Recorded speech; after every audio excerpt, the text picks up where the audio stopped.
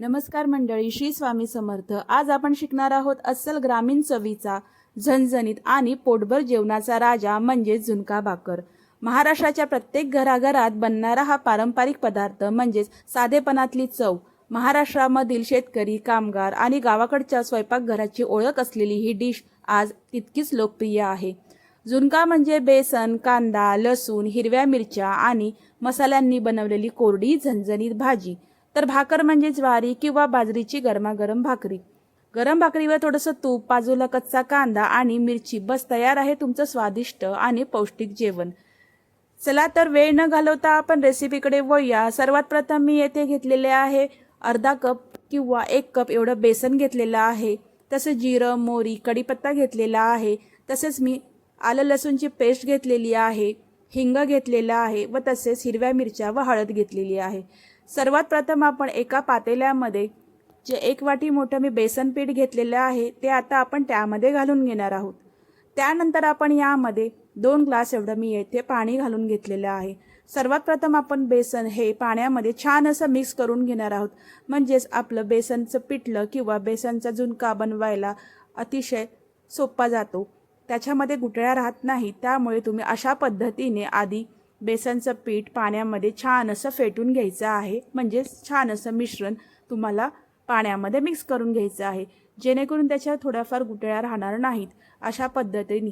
तत्पूर्वी जर तुम्ही माझ्या चॅनलवर नवीन असाल तर नक्की माझ्या चॅनलला सबस्क्राईब करा। व्हिडिओ कुठून पाहत आहात म्हणजेच कुठल्या गावातून किंवा कुठल्या शहरातून ते देखील कमेंटमध्ये मला कळवायला विसरू नका। यासाठी मी येथे 2 मोठे बारीक कांदे देखील चिरून घेतलेले आहेत, तुम्ही पाहू शकता। 2 मोठे कांदे मी येथे चिरून घेतलेले आहेत। चला तर आपण रेसिपीकडे वळूया। सर्वात प्रथम मी येथे लोखंडाची कढई घेतलेली आहे व त्यामध्ये मी 2 मोठे चमचे तेल घेतलेलं आहे। झुणका बनवायचा म्हणजे त्यासाठी तेल हे आवश्यक आहे, पण तुम्ही तुमच्या आवडीनुसार तेलाचे प्रमाण देखील कमी जास्त करू शकता।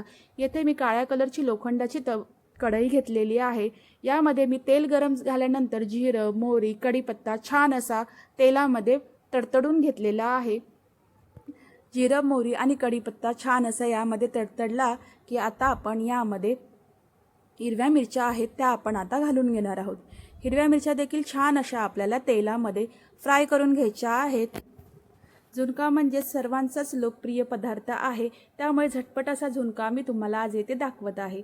आता मी यामध्ये पाव चमचा एवढा हिंग घातलेला आहे। हिंग देखील घातल्यामुळे आपल्या झुणक्याला चव देखील छान येणार आहे।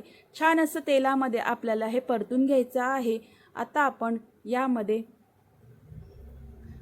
जो बारीक चिरलेला कांदा आहे तो घालून घेणार आहोत, पण त्याआधी आपण यामध्ये आलं लसूणची पेस्ट घातलेली आहे व तसेच हळद घातलेली आहे। हळद घातल्यामुळे देखील आपला जो झुणका आहे तो खूप चविष्ट आणि कलर देखील त्याला छान येणार आहे।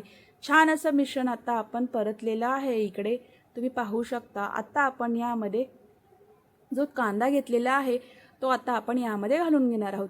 कांदा देखील छान असा तेलामध्ये मऊसूत होईपर्यंत तुम्हाला परतून घ्यायचा आहे। चटपट होणारी ही रेसिपी आहे व सर्व महाराष्ट्रातील झुणका ही रेसिपी अतिशय फेमस अशी रेसिपी आहे। त्यामुळे तुम्हाला जर भाजी खायचा कंटाळा आला असेल तर नक्कीच अशा पद्धतीने बेसनचं पिठलं किंवा बेसनचं झुणका तुम्ही म्हणू शकता, नक्की घरी करून पहा। छान असा आपला कांदा देखील मऊसूत होईपर्यंत आपल्याला तेलामध्ये परतून घ्यायचा आहे। कांदा मऊसूत होईपर्यंत परतून झालेला आहे, तुम्ही पाहू शकता। छान असं परतून झाल्यानंतर आता आपण यामध्ये जे मिश्रण केलेलं आहे ते आपण यामध्ये घालून घेणार आहोत। बेसनचं पाणी टाकून जे आपण मिश्रण तयार केलेलं आहे ते आता आपण यामध्ये घालून घेतलेलं आहे। सतत चमच्याने तुम्हाला ढवळत राहायचं आहे व मीडियम टू हाय फ्लेमवरती तुम्हाला हे सतत मिश्रण ढवळत राहायचं आहे, जेणेकरून याच्या थोड्याफार गुठळ्या होणार नाहीत। छान असं आपल्याला हे सतत ढवळत राहायचं आहे, म्हणजेच ह्याला 5 ते 10 मिनटं थोडंफार शिजवून घ्यायचं आहे। पाहू शकता अशा पद्धतीने घट्टसर मी असा झुणका किंवा बेसनचं पिठलं तुम्ही म्हणू शकता मी येथे रेडी केलेलं आहे। तुम्ही तुमच्या अंदाजानुसार पाण्याचं प्रमाण देखील कमी जास्त करू शकता। कोणाला पातळ आवडतं, कोणाला थोडंफार घट्ट आवडतं। वरून मी येथे मीठ घातलेलं आहे चवीनुसार। थोडंफार मी घट्ट येथे केलेलं आहे, तुम्ही पातळ देखील करू शकता।